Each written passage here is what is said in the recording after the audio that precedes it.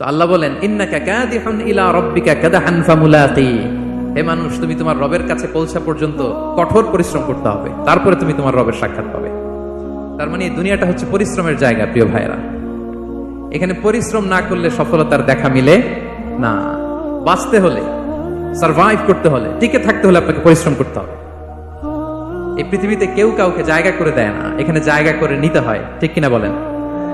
আপনি যদি পরিশ্রম করেন, পরিশ্রমে যে ঘাম ঝরে শরীর থেকে, পরিশ্রমের ঘামে জন্ম নেয় সফলতার বীজ।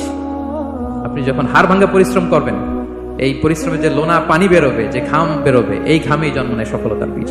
এবং সফলতার কোনো শর্টকাট হয় না প্রিয় ভাইরা। অনেকে অল্পতে সফল হতে চায়, শর্টকাট খুঁজে, আছে না নাই? না, সফলতার জন্য আপনাকে লং কাটে যেতে হবে।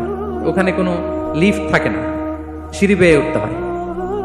অনেকে চায় যে সফলতার লিফটে উঠবো, সুইচ চাপবো, সাকসেসফুল ইন লাইফ। না, এত সহজ না, আপনাকে সিঁড়ি বেয়ে উঠতে হবে। তাহলে পরিশ্রমের কোনো বিকল্প নেই। এই দুনিয়াটা হচ্ছে পরিশ্রমের জায়গা, সংগ্রামের জায়গা। আপনি সফল হতে হলে আপনাকে পরিশ্রম করতে হবে, করতেই হবে। আর পরিশ্রমে কোনো লজ্জা নেই। আমি বিভিন্ন আমার আলোচনায় বলি, কাজে লজ্জা নেই।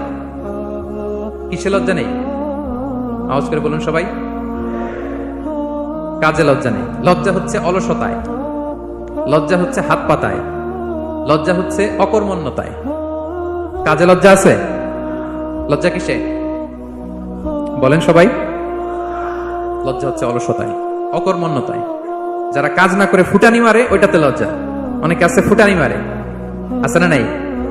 কাজ করে না, সব ফুটানি, এই ফুটানিতে লজ্জা। কিন্তু পরিশ্রমে কোনো লজ্জা নেই।